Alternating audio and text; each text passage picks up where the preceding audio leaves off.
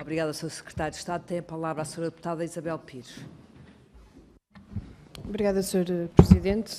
Cumprimentar a Sra. Secretária de Estado e a sua equipa e até já indicar que se ultrapassar muito o meu tempo que seja descontado depois da segunda ronda, Sra. Presidente. E se calhar inicialmente colocar aqui 3 questões. Sobre a questão do orçamento europeu e todo o debate que está em torno do semestre europeu, das novas prioridades para o Portugal 2030, formas de financiamento do próximo orçamento europeu. Sabemos também que no dia 22 de março o Sr. Primeiro-Ministro apresentou um projeto piloto, conjuntamente com o Presidente Juncker, em que volta também à questão da existência de uma tipificação de contratos, em que já tivemos a oportunidade no debate em plenário com o Sr. Primeiro-Ministro indicar que, de facto, esta ideia de existência de contratos a longo prazo para o prosseguimento de determinadas reformas parece-nos que é prejudicial na medida em que não deixa espaço, do ponto de vista democrático, nos próprios Estados-membros, de haver tomadas de decisão que sejam diferentes consoante o ciclo político. E, portanto, isso preocupa-nos que este tipo de proposta continue em cima da mesa, porque, de facto, ela não ajuda a uma das grandes críticas que se tem feito ao projeto europeu, que é ele estar afastado dos cidadãos, que é ele ter um déficit democrático bastante grande, mas voltamos novamente a falar e a ter em cima da mesa propostas que vão exatamente contra essa mesma crítica que se faz. E, portanto, aqui tentar perceber se este tipo de propostas são as únicas que estão em cima da mesa, que outro tipo de propostas é que poderão estar em cima da mesa. Depois colocar 2 pontos, que está presente nas conclusões do Conselho e que foi discutido, e outro que não foi de todo discutido e não tem sido de todo discutido. E para me referir à questão da Rússia, até porque a posição do Bloco de Esquerda foi aqui visada, a verdade é que estamos num momento em que a diplomacia tem que ter e tem que tomar decisões com pinças, porque não só por parte dos Estados Unidos da América, mas também por parte da Rússia, sabemos que está a haver uma escalada de posições e o bom senso e haver alguma serenidade na maneira como se tomam estas decisões nunca é demais. E também lembramos que já agora, e sobre listas negras, há 15 anos, quando Portugal esteve ao lado de uma tomada de decisão onde supostamente havia provas inequívocas para um ataque a um país, ficámos muito mal nessa fotografia e, portanto, se calhar convinha não nos juntarmos sempre a correr para este tipo de fotografias e para este tipo de decisões conjuntas, porque há 15 anos correu muito mal e não foi só a Portugal, foi especialmente ao povo que foi atacado. Estou a falar do Iraque, toda a gente se lembra, quando afinal as tais provas inequívocas não existiam e até hoje se sabe que elas não existiam. E, portanto, aqui convém, e reiteramos a nossa posição, de facto é preciso ter serenidade e é preciso ter cautela neste tipo de tomadas de decisão. E sobre esta questão, a Sra. Secretária de Estado falou sobre a existência da unidade de posições do Conselho relativamente a terceiros. Sabemos que é sempre mais fácil, digamos assim, obter algum nível de consenso quando falamos de terceiros. Ainda assim, também referindo a questão da Turquia, fala e as conclusões são claras sobre isso, no entanto, temos que voltar a esse ponto. A União Europeia, por mais que critique, continua a ter os mesmos acordos que tinha com a Turquia e, portanto, na prática não há nenhum sinal que tenha uma consequência efetiva sobre aquilo que a Turquia faz ou não faz, ou sobre os ataques que faz ou não faz, inclusivamente neste momento a países europeus, nomeadamente a detenção de soldados gregos e também os ataques que está a fazer à região do Chipre. E isso é, apesar de ser referido, as relações mantêm-se exatamente iguais, não há aí nenhuma diferença, portanto, acaba por ser apenas escrito.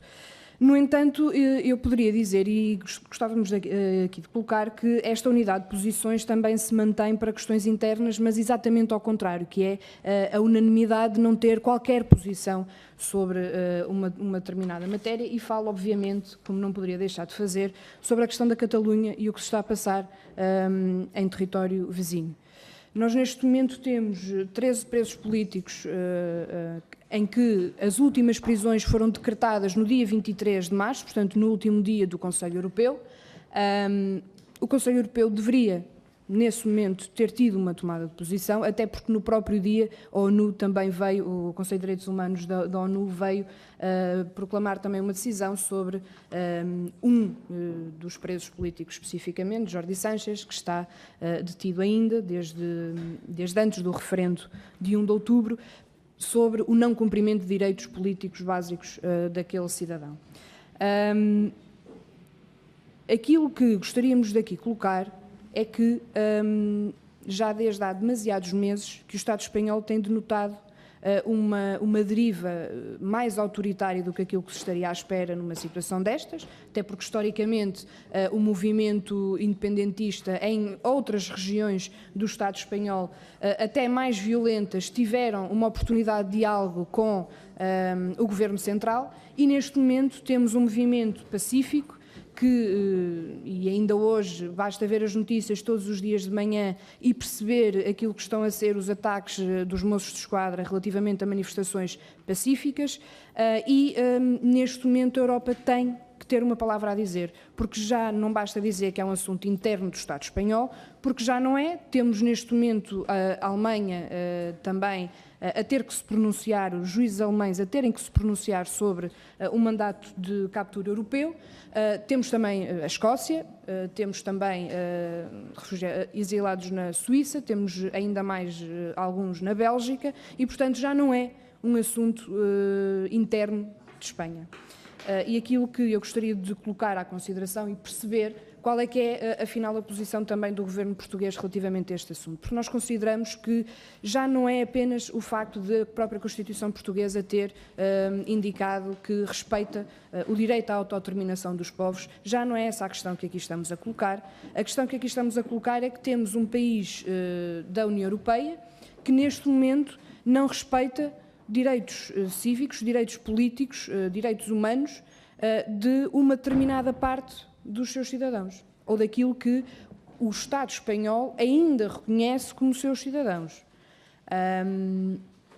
Sabemos que recentemente, relativamente à Polónia, houve uma tomada de posição sobre a degradação do Estado de Direito na Polónia, mas sobre este caso ninguém diz uma única palavra. Tivemos uma ação concertada entre serviços secretos da Alemanha e serviços secretos espanhóis para a detenção de um cidadão que, por acaso, foi eleito numas eleições que estavam conforme aquilo que o Estado espanhol tinha pedido a 21 de dezembro de 2017. E, portanto, aqui também não há qualquer dúvida de que as pessoas que estão neste momento presas foram eleitas democraticamente, e basta pensar se apenas fazer o exercício simples de pensar se isso acontecesse em qualquer outro país que não fosse da União Europeia, qual é que teria sido até agora a posição da União Europeia. Ou até se tivesse sido sobre qualquer outro país, ou um país de dimensão mais pequena, por exemplo. Se tiver, Portugal, Grécia, Chipre, se calhar também teria havido já alguma posição. Mas como é o Estado espanhol, não há nenhuma posição. E eu compreendo, e até consigo compreender que há uma dificuldade de relação diplomática e abriria um precedente muito grave sobre as relações entre Estados-membros. Mas a verdade é que esse precedente muito grave já foi aberto há muitos meses, porque aquilo que se está a passar com maior incidência nestes últimos dias e que se passou durante a semana do referendo não é apenas dessa altura. E falando, e no caso estamos a falar de presos que são pessoas que foram democraticamente eleitas, mas aquilo que se está a verificar é uma deriva de prisões também por delitos de opinião noutras áreas geográficas do Estado espanhol, mas também de artistas, por exemplo, em Madrid, quando quiseram fazer uma exposição que se referia à independência da Catalunha e a movimentos independentistas. Portanto, não estamos só a falar de políticos, de pessoas que foram democraticamente eleitas, estamos a falar de muito mais do que isso. E não há uma única palavra de nenhum Estado-membro, de nenhuma organização europeia, sobre aquilo que se está a passar. E nós consideramos que isto é absolutamente inaceitável. E tem que haver, e iremos fazer com que batalhar porque exista uma tomada de posição. Quinta-feira apresentamos, amanhã iremos mesmo apresentar um voto relativamente a esta questão para ser votado no Parlamento da Assembleia da República. Queríamos também, por parte do Governo, que existisse alguma tomada de posição sobre esta matéria, porque estamos a falar de direitos políticos que estão a ser vedados a cidadãos europeus, que não são vedados a outros cidadãos europeus, independentemente daquilo que possamos achar sobre a questão da independência ou não. Como disse, não é isso que está aqui em causa. O que está aqui em causa é que temos um suposto Estado democrático aqui ao lado que não está a cumprir os mínimos de democracia e de respeito por direitos humanos relativamente a uma parte daquilo que ainda considera a sua população. E, portanto, deixar aqui esta nota para a primeira ronda. Obrigada, Sra. Deputada. Tem a palavra a Sra. Secretária de Estado. Muito obrigada, Sra. Deputada, pela sua intervenção. Em relação a esta última matéria, compreendo e respeito a sua posição, mas realmente, número um, isto não foi objeto de nenhum debate nem de nenhuma conclusão do Conselho Europeu, o assunto não foi sequer referido continuamos neste momento com a nossa posição, óbvia de que esta é uma questão interna do Estado espanhol, uma questão de difícil resolução, sem dúvida, mas sobre a qual não gostaria de me pronunciar em maior profundidade neste fórum. A Europa, como disse, até agora também não se pronunciou, ou pronunciou-se nestes termos.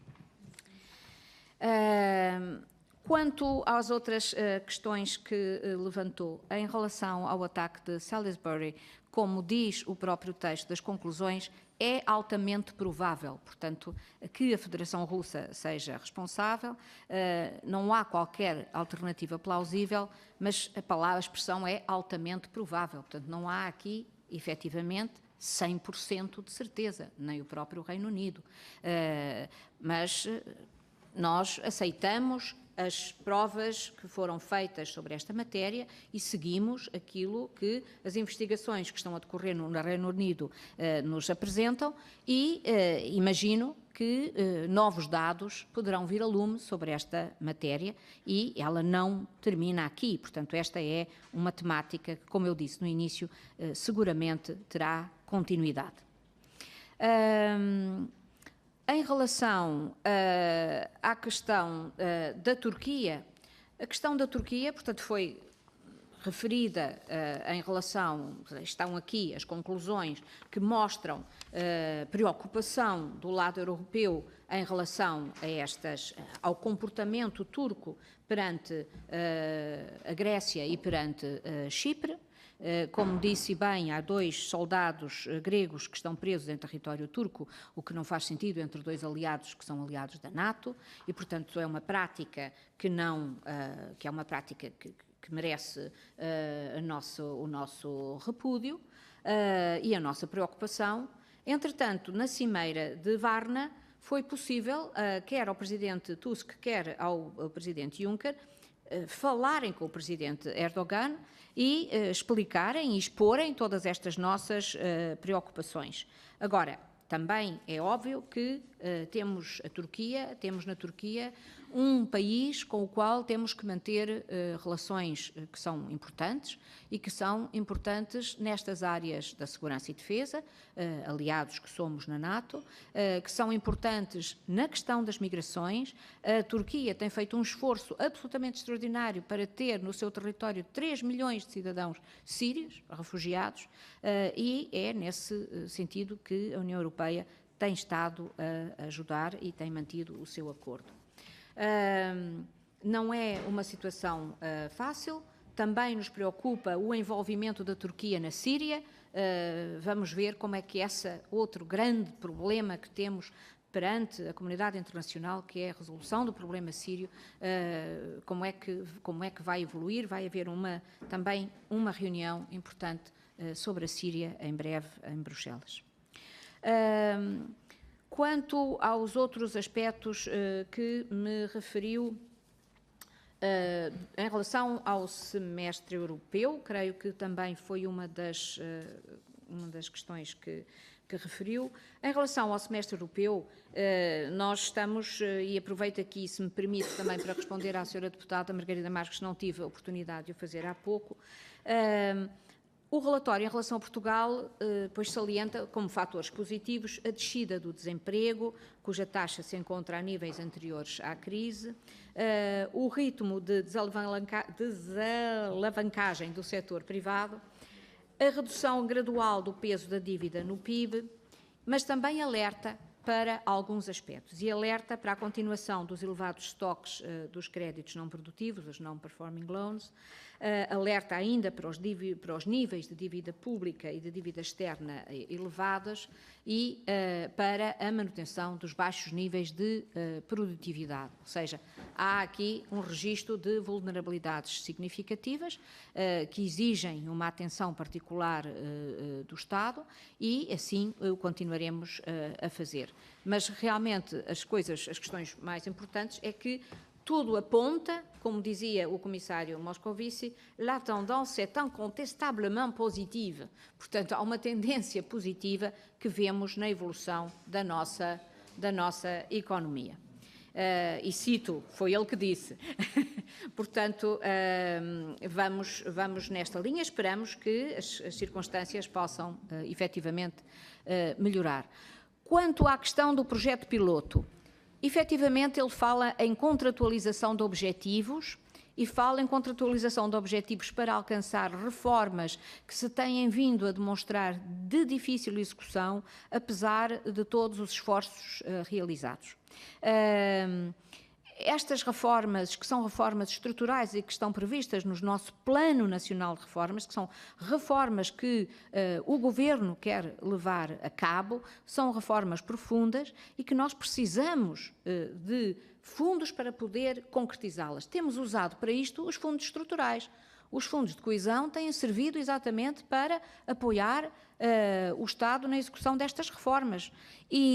Mas, se tivermos uma capacidade de investimento ao lado destes fundos, pois provavelmente podemos agir de maneira mais concertada e de maneira mais efetiva. E é essa capacidade que nós temos estado a lutar por ela, uma capacidade orçamental da zona euro, que tenha também uma capacidade de investimento.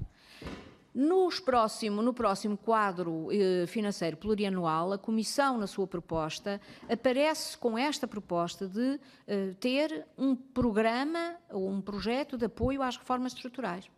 E é neste sentido que com a qual nós concordamos e achamos que ela deve ter esta capacidade de investimento que nos permita ajudar a resolver algumas das reformas estruturais que estão de difícil execução e que queremos levar em frente.